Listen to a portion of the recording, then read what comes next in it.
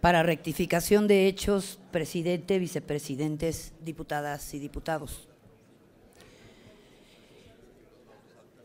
A aquellos que piensan y que han manifestado que la izquierda simplemente se opone a llevar a cabo una reforma de la mayor trascendencia para la nación, quisiera comentarles lo siguiente.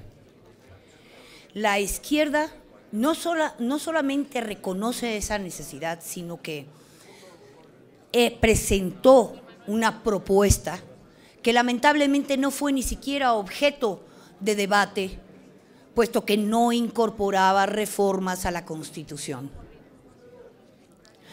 La izquierda reconoce, porque no es posible negar, como ninguno de ustedes va a negar, que desde hace unos años la producción petrolera ha venido en franco declive, que Petróleos Mexicanos no ha conseguido explorar y explotar las reservas petroleras a la velocidad necesaria, y eso es por ponerlo poco, que no ha llevado a cabo las innovaciones y las inversiones necesarias para poder procesar el crudo, y que entonces ha tenido que exportarlo para después importarlo como producto refinado. Todo eso es cierto. Eso nadie lo niega, es más, ¿cómo vamos a negarlo? Si Pemex, siendo una de las empresas más rentables que existen en el país, y no la más rentable, y esto pese a su innegable corrupción, hoy financia el 30% del gasto corriente de nuestro presupuesto, con recursos que, por cierto, en gran parte debieron aplicarse a la investigación, al desarrollo tecnológico, a la exploración, a la explotación, a la refinación y a todo lo que es la petroquímica básica y derivada y secundaria. Pero para eso no le dio, porque los recursos les fueron absorbidos por el gobierno y ordeñaron a Pemex como si fuese una vaca hasta dejarla en los huesos.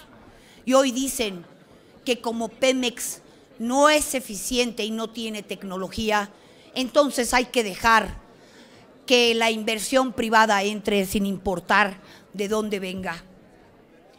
La izquierda es tan consciente de que es necesaria una reforma y de gran calado, pero la reforma que la izquierda propone es una reforma que fortalezca a Pemex, que le permita efectivamente utilizar los recursos que genera para hacer las inversiones necesarias para lo que serían todas estas actividades que de alguna manera se pararon de hacer desde hace ya varias décadas. Al final de cuentas, lo que nosotros estamos proponiendo es que teniendo una empresa nacional, perdón, no es empresa, es un organismo, se le permita ser una empresa de verdad y prepararse para competir y ser, como siempre ha sido, una de las empresas petroleras más competentes del mundo. Ese es el sentido de la reforma que propone el PRD. Pero al final de cuentas, el gran problema que siempre me han marcado, no tengo idea, el gran problema que me han marcado es, oye, esta terrible corrupción que existe en Pemex, es imposible con ello modernizarla. Y yo les respondo a ustedes, ¿acaso hay alguien que es capaz de ser tan ingenuo de pensar que la corrupción está encapsulada en Pemex? Que la corrupción no está a todos los niveles del gobierno, del poder legislativo, del judicial y de, por cierto, principalmente el sector privado, porque para que haya corrupción, lo único constante es precisamente que exista alguien, algún particular o sector privado. Pero ¿saben qué es lo peor? Que si hablando del sector privado hablamos de corrupción, les voy a decir que no hay peor corrupción que la de las grandes transnacionales, que por cierto son capaces incluso de llevar a países a invasiones para precisamente proteger o hacerse de sus intereses para promover inversiones que luego ellos capitalizan.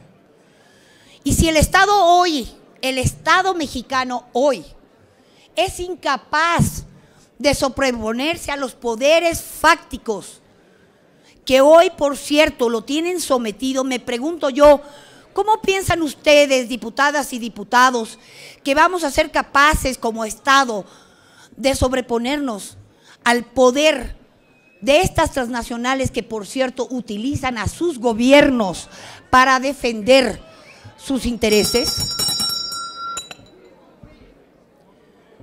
Esta propuesta deja en total desprotección a nuestra nación.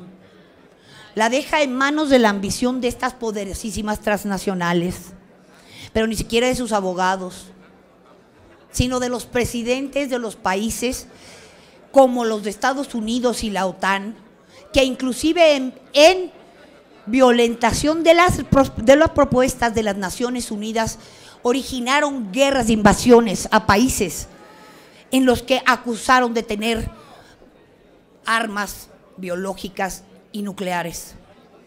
De estas mentiras están hechos. Y me pregunto yo, ¿no será tiempo, señores, de que ustedes reflexionen si es que en manos de esos poderosísimos grupos debemos quedar?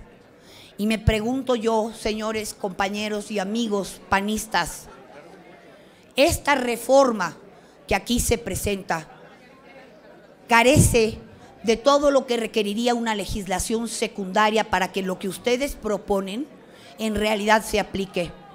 Solo quiero decirles, señores, que para la reforma secundaria no se requieren sus votos.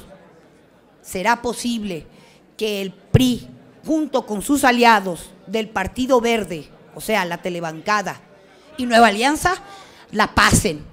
Y ustedes, señores, podrán verse con un palmo de narices con esta reforma. Que así no sea.